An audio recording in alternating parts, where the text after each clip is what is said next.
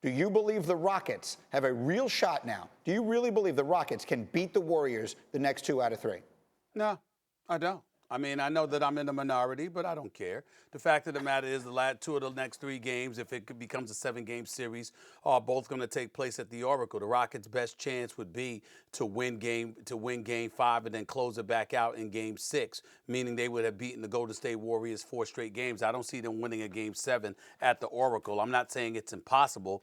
I'm certainly not saying they don't have any chance, but, a lot of people are getting asked the question now that the series is tied 2-2, do you give them a realistic chance? Do you really see them winning the series? That's how I'm interpreting it. No, I still don't see them winning the series. I see the Golden State Warriors realizing what has ailed them, coming together and handling their business in a way they did not do in both games 3 and 4. And there are a multitude of things, or reasons rather, as to why they didn't do that.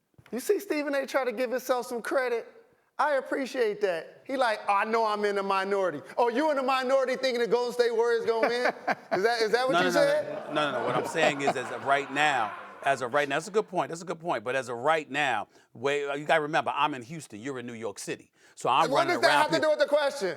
Well, it has everything to do, if you let me answer, Mr. Jalen Kellerman. The point that I'm trying to make to you is that in Houston, everywhere I go and everywhere I'm running into, I've been running into all of those noises. So when you ask me the question the morning after the Houston Rockets tied a series up and I got James Harden's family and everybody in my face talking about we gonna win, that's what I'm thinking about along those lines. People in my face in the city of Houston telling me, yo, I got a driver that's sitting there going like this. They were down 2-1. He was like this, 1 down, 3 to go. This is what I've been dealing with. So these are the kind of things that I'm talking about. I don't mean the world, but what I'm subjected to, Jalen Rose, in Houston, the morning after they tied the series up, that would be why I gave that answer.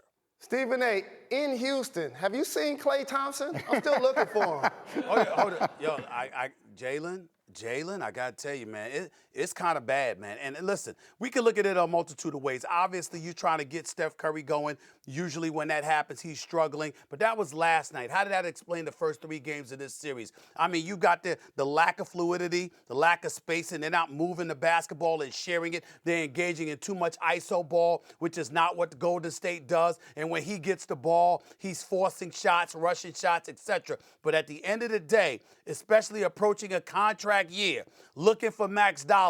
Not to say that he doesn't deserve it. He's a 3-time champion, one of the greatest shooters we've ever seen. But he has not shown up in this series.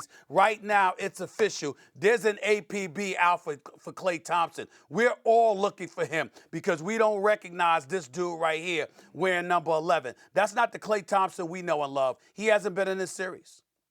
And you know what? We've talked a lot this morning, Stephen A., and I want to get your perspective on this and how the ball is suddenly sticking with the team that made moving the ball and giving up good shots for great shots. I just sort of took that to an art form in Golden State the last few years. Suddenly the ball is sticking. Whose fault is that, and how does it change? It's Steve Kerr's fault.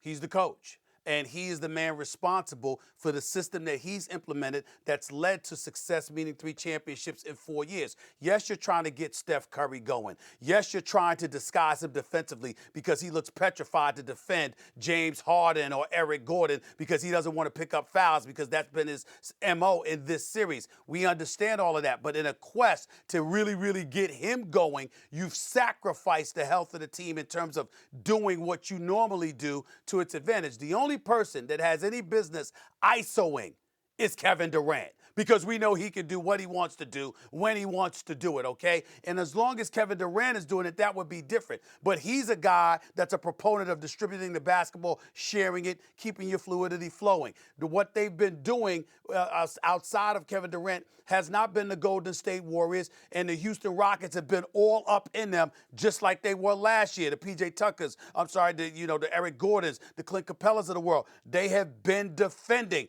and making life a bit hectic for that finesse team known as the Golden State Warriors. It clearly has rattled them, and they're going to have to get back to doing what they do in order to win this series.